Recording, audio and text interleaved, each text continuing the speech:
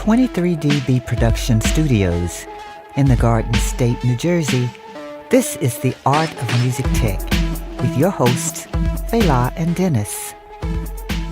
Let's go, and welcome to the Art of Music Tech podcast. I'm your host, Fela, and over here is Dennis. Hey, guys. All right, we're in sunny California for NAMM, but also to do a podcast with Kim Burse. Kim Burse, the creative director of many things everybody has seen, and you just didn't know who was behind it. This is the woman working with J-Lo, Beyonce, and a whole slew of other people. Welcome to the show, and thank you. Thank you very much. Thank you. Glad to be a part today. Hi, Kim. Hi. Nice to meet you. Nice to meet you I heard as well. about you a lot, but never met you. Oh, well, now you've met me. Yes. All right. I would like to hear your story, where you're from, and how you started in this business. Okay, yeah. It's a little bit of a book, I guess, at this point in my life. I'm originally born and raised from Atlanta, Georgia, actually a little town called Roswell, Georgia. And I've been in the business for about 30 years. And I've always been involved in some type of music, entertainment. You know, I was just like, that kid that, wanted to be a part of anything that was entertaining anyone. And, I started playing keys, the piano at like 7, and I continued that throughout my whole life. And then when I graduated from high school, I went to Berklee College of Music for a second. And then I came back to Atlanta, where I pursued an associate's degree in entertainment management, and I had an emphasis on audio engineering, and was involved in a lot of things at school with recording, full bands, different things, just really getting to the whole thing of just music and entertainment altogether. And I got the opportunity to be an intern at Motown Records when Berry Gordy was still there. And it was in sales, so I assisted a lady by the name of Lisa Jackson at Motown Records, and I worked with her in the sales department until they were bought by Universal, and then I switched over to MCA Records, where I worked with Candace Bonner and Martha Fry in radio promotions and marketing, and I still was an intern at this time, and Were you still doing music? Yeah, like all through my life, even in that time, I played at church, I was involved in music at school, just, it was always in my life, just always. And at MCA, I went from MCA to being an A&R person at Sony Music, and then from Sony Music, I went to being an A&R person directly for Columbia Records. And that's kind of where a lot of my success started to happen. When I got the job at Sony Music, one of the first artists I brought them was an artist by the name of Dion Ferris. And she was the vocalist from the group Arrested Development. And which is another fun story. Speech, Headliner, and I were all in college at the same time. And but where was this at? This was at the Art Institute of Atlanta. Oh, okay. It was actually the music business division, and I even played on some of Speech's early demos before he got signed. And but it was so deep that as he continued on, he got a record deal and became who he became. How our paths crossed again after college, and I was introduced to Dion after seeing them perform, And she was such a great vocalist, not only just on the record, but also in their live show. It just she always stayed with me in my mind, like, wow, she's amazing. And I was thinking, like, man, if I ever had an opportunity to make a record on somebody, I definitely want to make a record on her. And so then the opportunity, it did pose itself. I became an A&R person at Sony Music, and one of the first people I wanted to present was her. And so upon presenting her, she got a record deal. And then that led me to being an A&R person specifically for Columbia Records. And she went on to have a number 4 song in the country for her single, I Know.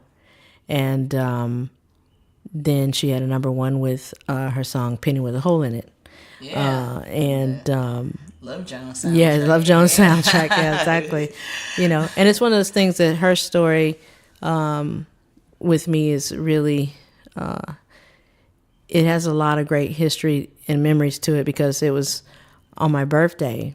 There's an interesting story about me and Dion and how that came to be. I had only heard one song by her, which was the song I Know, called I Know, from Headliner, the DJ from Arrested Development.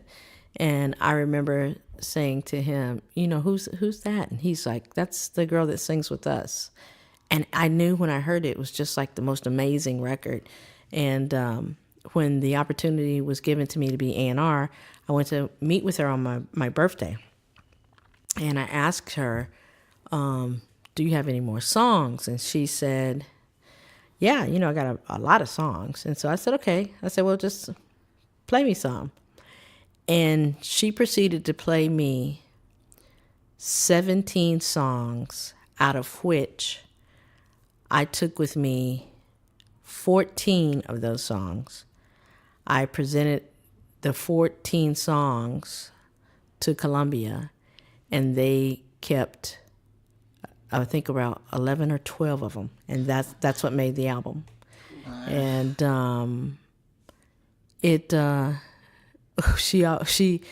I remember being at her house, and after I listened to everything, she was like, so you don't have anything to do for your birthday? And I said, yeah. I said, I'm spending my birthday finding the next number 1 record, and meaning her, because I just knew that she had a voice that needed to be heard, and it proved right. She got her record deal. They made the record. She got nominated for Best Pop Vocal Female for the song I Know, which was the song that I heard and first presented to Columbia. And that kind of kicked off my A&R career there as well. So she got her record deal, and I became a full-fledged A&R person, and went on from there to work with Destiny's Child, and I was the A&R coordinator for the So So Def label with Jermaine Dupri.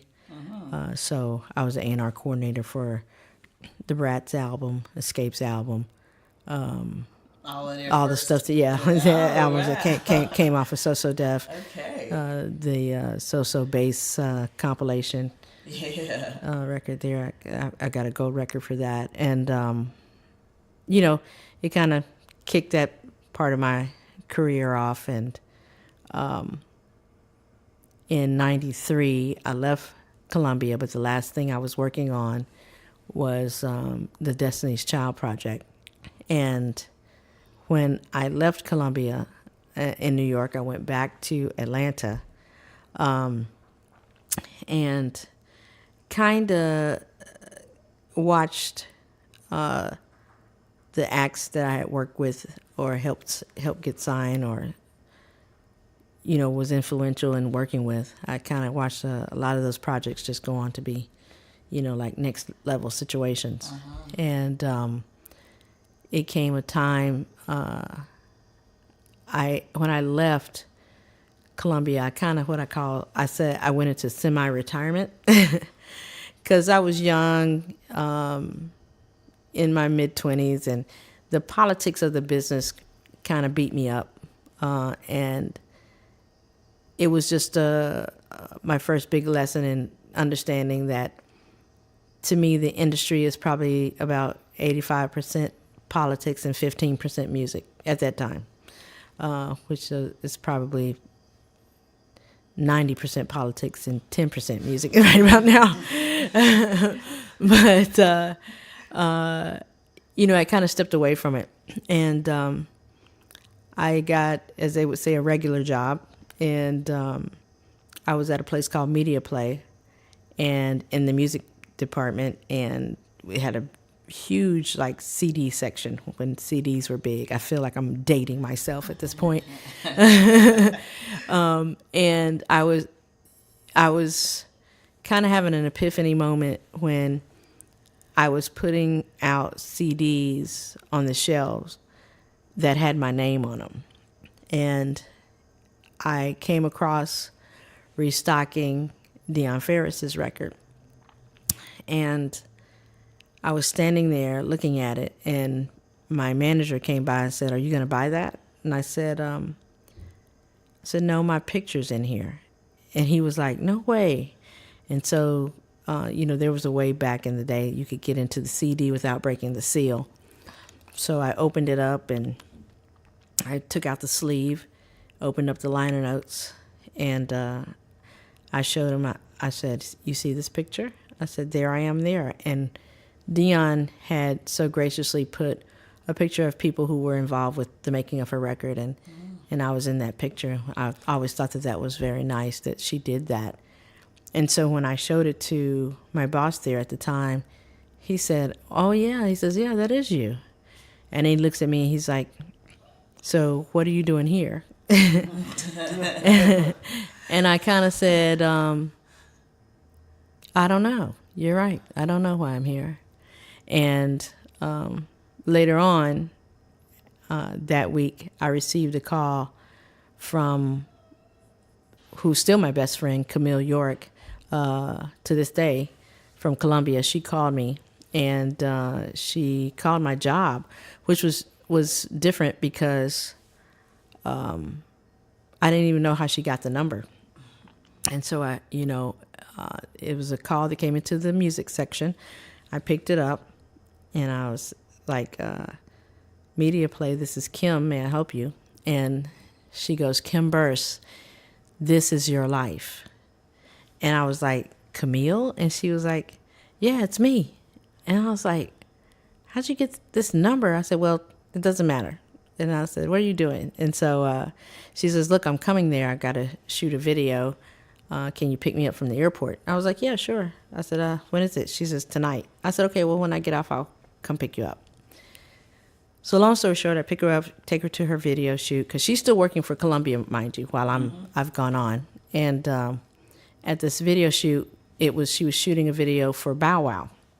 And Bow Wow had a love interest in the video, which was Solange, but I didn't know who it was. And so I said, "Camille, who's the love interest?" And she goes, "Solange." And I said, "Knowles?" And she said, "Yeah, Beyonce says." I was like, "Of course I know." She's like, "Oh, yeah. I said, "Who's here with Solange?" She says, "Miss Tina's here with Solange." I said, "Oh, well, take me to Miss Tina." And so I go to see Miss Tina, and she looks and she says, "Oh my gosh." She's like, "Where have you been?" Because it's been probably a few years since I've seen her or the girls or anybody. And I said, "I've been here in Atlanta. This is where I'm from."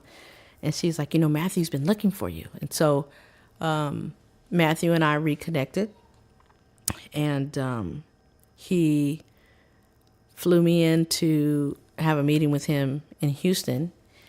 And he says, "Kim, things are going really good here with the girls." And I said, "I know, I see." I said, "I see all the videos and things." And so he said, I'm getting a label deal, and I want you to come work with me."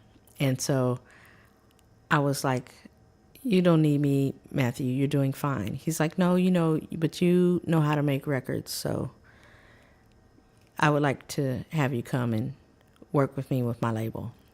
I said, well, I haven't really been in the business for a couple of years, and I just want to have time to think about it. He's like, yeah, well, you can think about it. That's fine. And then all of a sudden, his secretary rings his phone and says, Ken Ehrlich on the phone for you, for Matthew. And he says, yeah, put him through. And he says, you know Ken Ehrlich? And I'm thinking to myself, yeah, that does the producer of the Grammys. He's like, yeah, hold on one second. He puts Ken Ehrlich on speakerphone. And he's like, Ken, how you doing? He's like, Matthew. He says, I'm excited about this performance. And Matthew says, I am too. He says, I want you to meet Kim Burse. She's going to be helping the girls put their show together. And I was like, what? So what era of Destiny's Child? Is this the first? This is after Writings on the Wall, so the second album. This is before they were going into Survivor, because I was there with them at the start of making their very first record, which had No, No, No on it. Yeah. And then I left at the beginning of the making of that particular record. So I hadn't seen them for, I hadn't seen them since, the first album had come out, nor for the Writings of the Wall. I was not there for that, however, they did at least give me thanks on those records, which I was very humbled at that they did that. And so this was after those albums had done very well, and Say My Name was huge. And they were up for some Grammys, and now they were going to have their very first Grammy performance. So Matthew, before we got on that call, had asked me, could I put shows together for the girls? And I had said yes, but I didn't think that he was going to can you put the girls' Grammy show together? And I was just like, but now I'm on the phone, on speakerphone at that, saying, hi, Ken. Yes. Nice to meet you, And he says, I look forward to working with you. I said, you too. And then he says, so are you guys going to come out here and meet with me Thursday, right? And Matthew's like, yeah. And he's looking at me like, you can go Thursday, right? You can go. And I'm like, and I'm thinking, wait, I've got a job and a life. What am I doing? And media play. And so I was like, yeah, so he's like, yeah, we'll be out there on Thursday to meet with you. Now, mind you, what Matthew and nobody knew at the time is I had just had a talk with my parents because I had been out of the business for about 4 years and I missed it. And so I said, well, I'm going to try to get back in it. But I was very, very heavily involved at my church. And I said, well, I probably need to take a sabbatical. But my parents were very involved with the church as well. So what they said meant a lot to me. So I wanted to have a sit down with my parents, and I went to talk to my mom and my dad and told them that, you guys put me through college. This is what I do. I want to try my best to get back in it. So, I had a plan, of what I wanted to do to get back in it. And my parents gave me their blessing. Of course, this is what you went to school for. This is what you do. They were like, we're going to be fine. God takes care of his own. It's basically what they were saying.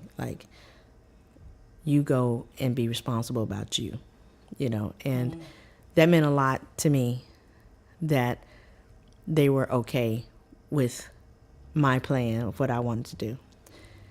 But mind you, everything that I just told you about, the video, my friend calling me at Media Play, everything, all of that happened not even 7 days after I had spoken to my parents. about getting back into the industry. And lo and behold, within a few weeks, I was back in the industry. But the thing was is that I never got to implement my plan of how I was going to get back in. It was almost like, I felt like when I said, okay, I'm going to get back in it, it felt like God was saying, okay, are you ready now? Are you really ready? Because to be blessed at my age, I was the youngest person on staff at when I became an A&R person at Columbia. To be blessed for a position like that at a young age, I was very grateful to be an A&R person at Columbia. And then to, in a way, not necessarily understand what all of that really entailed. I was taken aback a little bit. And so to have that time off, and usually it's kind of an out of sight, out of mind situation. I feel like not just in the industry, just in life with a lot of things. To be off and away from it for 4 years like that, then to make a conscious decision and say and pray, Lord, okay, I'm going to get back into the industry, just please put me at the right place at the right time, the right situation. And to walk away from that prayer, just trusting. Mm-hmm. And then I had all my stuff written down, what I was going to do, who I was going to contact, where I was going to go. Like I had it all. My plan was already ready to be implemented and talk to my parents and everything. And before I could implement my plan, I was in L.A. meeting with the producer, Ken Ehrlich of the Grammys, about Destiny's Child's first show in 2001. Oh. And then I was kind of like, well, I don't know why I was ushered into put together a show for the hottest act on the biggest music award show. But stage, but I thought, okay, God, if you brought it to me, you'll take me through it. So, and I felt like if I couldn't do that, then I really couldn't do it. Yeah. And that was my very first show, working on musically and creatively, and had basically kind of gotten reinvented because I was like a record company lady before that. Uh-huh. And it's like God had switched my career within the same field and recreated me. And it's like I started all over again. Uh-huh. But this time I made the decision that I wasn't going to get off the train like I did before. Uh-huh. And after doing the Grammys in 2001, it's 2019, and I'll be working on this year's Grammys. So it's been a whirlwind. It's been a blessing to creatively direct, and then as well as musically direct and or supervise or coordinate the music for so many great artists. Has been a blessing. I was with Matthew and the girls exclusively from 2001 to 2004. And then I became an independent contractor, which opened up the door for me to work with other artists. And it went from working with them and all the things that Matthew was involved in. It went from just that situation to I became musical director and creative director for Sierra, in which I'm still with her to this day. Yeah, from her first album? From her very first album. Oh, all right. I just did her performances for Ellen and for American Music Awards with Level Up, where I worked with her and Hi-Hat. Hi-Hat was on creative and choreography, and I was the musical direction for the show, for her performance. to last year was my 9th year being the musical director for the Black Girls Rock Show on BET. Yeah. I also was the first Black female hired by Foxx Television and ABC Disney for specialty programs. I did Taraji P. Henson's White Hot Christmas for 2 years, and I've done the ABC Disney Christmas holiday special for 3 years. And that's the most recent things. But to go from a record company person to a creative person and musically directing so many different things. I did 2 tours on Jamie Foxx. I did Queen Latifah's performance on the Super Bowl where she did America the Beautiful. Of course, I did all of Beyonce's performances up from 2001 to 2012. And the other girls also collectively worked on their solo projects as well. And it's just been an amazing ride. And, just God just continues to bless, and I'm so grateful to be my age and to have been in it this long and still be doing it. And as they say now, I feel like I can say, I still had the young folks come to me and want to work with me. I'm appreciative. I did a world tour with the artist JoJo, and who's an amazing vocalist, amazing.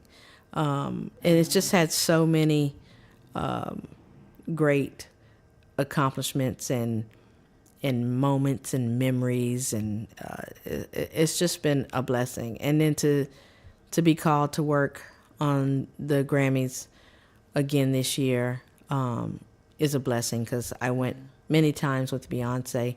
I did Jamie Foxx's Grammy performance. I worked with Trinity 5-7 when they were on the Grammys. It's just been great, and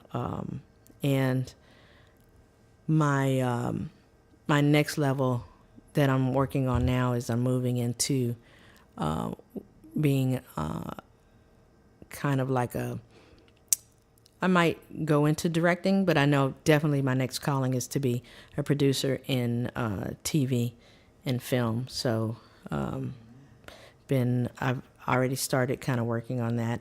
And I am working with new artist Nikki Jane, and just shot 2 videos on her. So it's like, as I'm doing my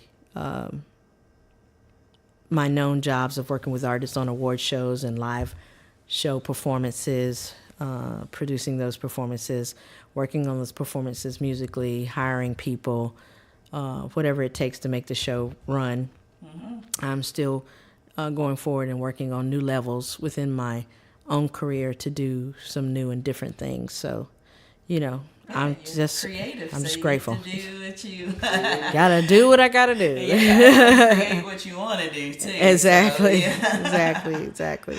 Oh well, as far as being a creative director, what does that mean? Do you come up with stuff from scratch, or does the artist have something in mind? And It's you usually make it can be a combination of things. I'll just even go back to the beginning. The very first Grammy performance I worked on, Ken Ehrlich knew it was going to be a medley of Independent Woman and To Say My Name.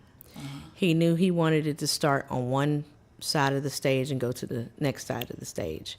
He had some creative ideas he wanted to show us what he was doing and how he was going to open it up with video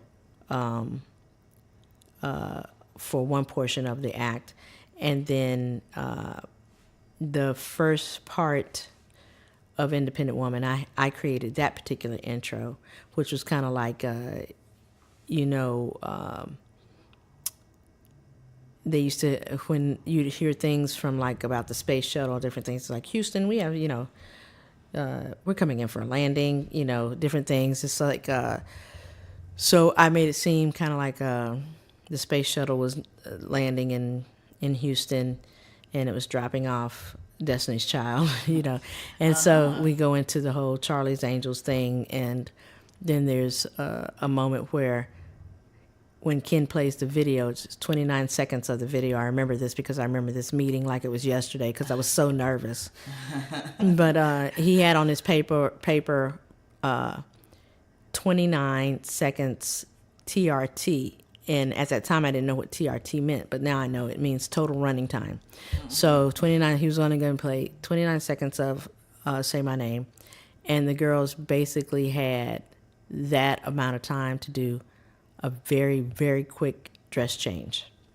So it was very interesting because if you look back at that performance, you'll see where Beyonce comes out first, then Kelly comes out, and then Michelle comes out, because it took a little bit longer than 29 seconds to get 3 girls changed into a different outfit. But that's what makes those girls superstars still to this day. Those amazing moments like that where they were so seasoned as performers even before they got to the Grammys to know that, okay, I'm dressed, you go. And so the part of being a creative, exactly, a part of the creative direction is you kind of have to be the supervisor of it all. There was a performance on George Lopez's show with Sierra where I wanted her to come out on what you call a mobilator. And she was coming down this little hallway of lights on this mobilator, and every so many feet was a dancer. So she was coming down this mobilator, coming down into the camera. And I think the song was called,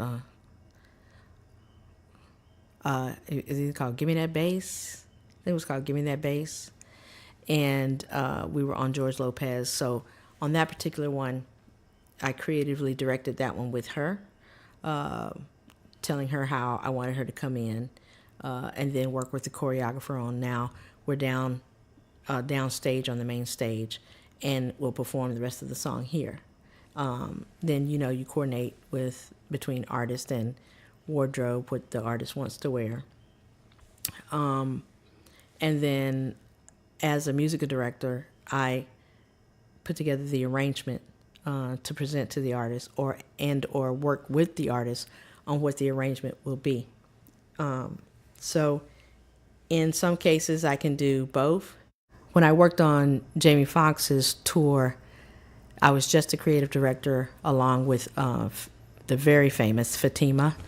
And we had that particular one, Jamie, he likes storyboards.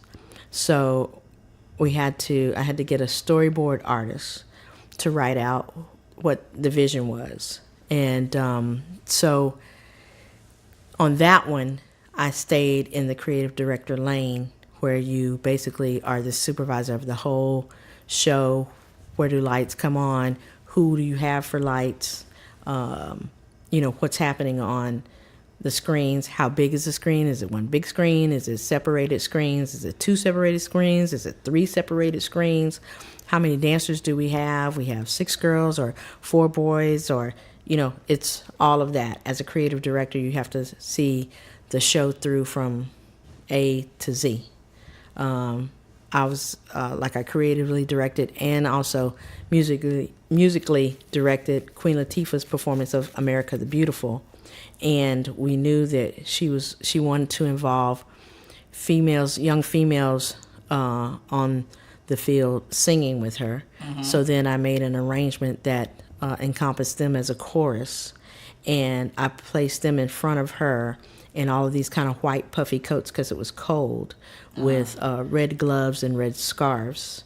And then behind was the... Did you come up with that? Yeah. You were okay, I want this. Yes, I did. The visual? Okay. I did of that. For the longest, I had the picture down because I was working. This is so my life right now. I will be working on a whole nother show, get a call for another show, have to end up working on the other show in my hotel room while I'm on the show that has provided the hotel room I'm in. So I had taken a picture. I don't have this picture anymore, of how I wanted the stage on the stage to be on the field. They told me, they said, Kim, you have flags that are going to be on stage out there with you. So then I placed where I wanted the flags at in correlation to where I wanted the stage to be, and then I put little X's down as this is where the girls' chorus will be. And I wanted to, of course, to still have a theme of a red, white, and blue. So that's why the girls were in kind of like the off-white puffy coats with the red scarf and red gloves. Okay. Because at one point I wanted them all to raise their hands at the same time and go down at a certain part of the song. So that's what being a creative director is about. You have to have the vision of like, okay, how do you want this song to look visually? And then that's kind of one of my special niches rather to say in this industry. I'm one of the few that where I get it musically and I get it visually as well. So as I'm thinking of these things visually, and I got with her and Javad Day, he played keys for me, and we sourced out the arrangement of how we wanted it to go. And I have to say that's probably one of my favorite performances, simply because of the arrangement of that particular song. It was very beautiful, and to see those girls singing the little choral part that I put on the arrangement, and then to raise their hands and you see all of that red moving like that on the field, it was great. I really enjoyed that one. So it just depends on what people call me for. You can call me to just do the music, that's fine, or you can call me just to do the creative. So a lot on my email signature, it says Kim Burse creative / music director, because you can hire me for one or you can hire me for both. It doesn't matter, you know. And I enjoy doing either or both combined. That's fine. You know, it just depends on what they need me for. But that's what a creative director does, is they see what it is visually, what the song will look to the people visually when you watch it on TV, you know. And then it's because the creative and the music goes hand in hand. You gotta the arrangement of the song helps the creative a lot, because the arrangement of the song can inspire everyone that works on it creatively on what to do. You know, if the song has like a big drum roll, pop, you know, and there's a hit, you know, that helps the light guy say, okay, well, right there where that hit is, I'm going to do a splash of light right there, you know. And the dancers say, okay, we're going to spin, and boom, you know. So all of it works together, hand in hand. So, yeah. That's it. That's So your current project is Grammys right now? Anything Yes. else? I will be working on another tour this summer. I don't want to say just yet because I don't think we have the green to talk about it yet. But but I will be working on a tour this summer for another artist. And just continuing to develop my own personal ideas that I'm working on as well. But that's what it is right now. Are we going to see your first movie trailer? Well, I do. What's the plan? Well, my first thing that I'm going to be shooting is going to be in March for sure. And you can go to @SuperJane814 on IG. This much I know right now. And that's who I'm working with currently right now from an independent standpoint. She's an artist. She's right? an artist, yes. Okay. She sings, yes. Okay. And so that's really about it. I don't have like these big super announcements to announce or say or talk about. only because, and not speaking out of pride at all the things that have been given to me and I've been blessed with, they've all been big, you know. Yeah. So just once again, just very grateful. Just very grateful, you know. Yeah. I met you through a friend of a friend. Is it? Yeah. Do I feel like it was Quiz? Did you know Quiz? Yeah, I Okay. do, but it wasn't through It wasn't Quiz. Quiz? I Okay. met Quiz through you. Okay. A friend of a friend gave me your information, and I helped out. I think A presentation. Yeah. Yeah. Uh-huh. All right. Yep. Well, What is it? actually, your sister had a show in New York In City. New York. Oh, And I was. oh gosh, for Music Matters. Yes. Okay, yes. And I reached yes. out to you because at the time I was working at Claire's. So Okay. I was like, yeah. okay, I need to get in this circle. So, Absolutely. so I was welcome. like, whatever set of hands you need, let me know. And you gave me a call. So, and then I met Quiz that night, and then it just. Oh, that's right, because Opened up. he did. Yeah, he a did DP playback. For us. Yeah. Wow. I forgot about all of that. Yes. That's amazing. Yes. I do too much. Exactly. Yes, So yes. that connection went on to so many other connections that took on to 23DV starting up their stuff. So Oh, yeah. so thank you. No worries. I must say on air. Yeah. Because you're still providing. You're helping people and you don't even know it. Yeah. So that's the funnier thing. Right, you know what right, I mean? right. You That's what- moved on. Like, okay, yeah, that's cool. Oh man, and that's what so many people tell me, you know, and I think that's so great. That is so great. Yeah, it's like, That's so well, great. thanks. It's just like, where is Fela? Oh, you Yeah. know, she's mixing Gaga. Yeah. What? Yeah, like, I tried to call you, but I'm like, of course she's mixing Gaga, you know. But that's the wonderful thing that I can say about, you know, a lot of people I've worked or either given their first opportunity or anything like that. You know, Derek Dixie, who I brought on for Beyonce, he actually came to a Solange band audition, and when I saw him play, I knew that there was something special about him, but I just didn't know where I could use him at the time. But he was extremely eager to just, you know, get in it. And I just told him, I said, look, you're good. I said, I don't know what I have for you right now, but I said, please don't, like, stop bugging me. I said, just bug me, okay, please. Not too much, but just enough. You know? And he did. He always made sure he checked in and all those things. And when I got a little things got a little overwhelming, I would toss him something to work on, and he would do an amazing job. Yeah. And then I'd give him something else, and then I said, okay, I'm gonna take you out of your room, and brought him into a Beyonce show and rehearsal. And he went on to take my place, which was my intent. Yeah. He was I just didn't know who I wanted to train and or put in that position, because that was in 2012, and I had a lot going on that year, and it just was time. I had been with her for a while, and you know, and she had come into her own, a wife, a mom. She knew exactly what she wanted.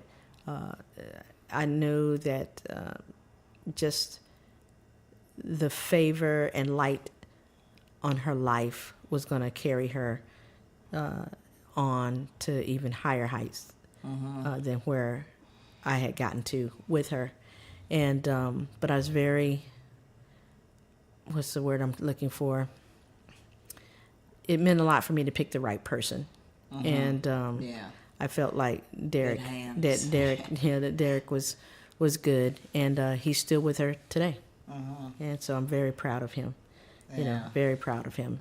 And you know, it's a lot of those stories I have like that. There's young gentleman I still work today with named Herman Johnson. His nickname is Peanut. And I hired him for the R&B singer Monica. Probably back in 2010, maybe. He's still with her. And I hired Javad Day for Sierra to be her on stage MD, and he's been with her, I want to say, definitely since probably about the same time, 2010 or 2011 or something like that. He's been around with her for a while, and he's still with her. And it's always good to even step back into those arenas with them when the artist will still call me and say, hey, Kim, I've got this particular TV performance. What do you suggest I do? Or this is what I would like to do. You know, and I'm humbled by that they still call me and want my opinion or input or involvement. You know, when Sierra called me after Level Up came out, you know, because I don't take it for granted that if I do this one performance for you that you're going to call me back. You know, I leave from a job almost in a sense like, okay, that was great.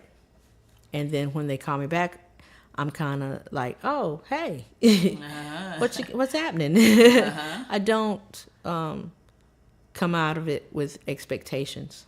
I look at each performance as its own individual performance to do exactly what it's supposed to do, and that's be a great performance, you know. And whoever I can utilize to help me get that to that place for the artist, I'm grateful to hire good people, and I'm grateful that God gives me the insight to even sometimes hire somebody for the very first time on something that for them is, you know, considered really big, and that they're able to pull it off, do it good, and then come back around to them. I don't have a problem at all, you know, hiring like an onstage MD for someone, and then they're like, thank you, Kim, and then they work directly with that person. I'm fine with that, you know, because I count it a major blessing to be a blessing to people, you know, whenever and in whatever I can. I think that's, I just get the greatest joy in being able to, you know, give someone an opportunity. You know, I feel it's an honor, you know, and I thank God he chooses me to be able to do that for people, and want to continue to do that. You know, with Regina King, when she won her Golden Globe, and she was saying how she was going to make sure and try her best to make her upcoming projects be 50% women, you know, I felt so inspired and empowered by that. I was just like, you know, whatever platform I can, to whether it be young people, you know, then, you know, I thought that's great. Like, hook on to something where, okay, these young people, I'm going to make sure that they're involved to learn. You know, I'm very much each one teach one. And I feel like that's how any industry or network grows. You can't just harbor it all to yourself and be selfish. You don't get blessed that way, you know. So I'm glad that I took that chance on you, and you did a wonderful job that night for my sister. And you know, it was really great. You know, Mona Scott came to that performance. I don't know if you know who she is now. Oh, I knew who she was then. Love and hip hop was already popping. Exactly. That is Exactly. Yeah, for me to even see her. It was a good night. Yeah, it was a I good think night I was that only night. in New York City like maybe a year. Oh, really? So yeah, you were brand new. I was brand new. Oh, that was okay. like 9 years ago. Yeah, Oh, it was wow. 8, 9 years. God, time flies. Yes. Flies by. Yes, it does. And yeah, you talk of everything we talk about, which is having faith and the moves that you make. Yes, very important. You know, you got to have faith, and you have to reach out and serve. That's right. And help other people. You have to. Work ethic.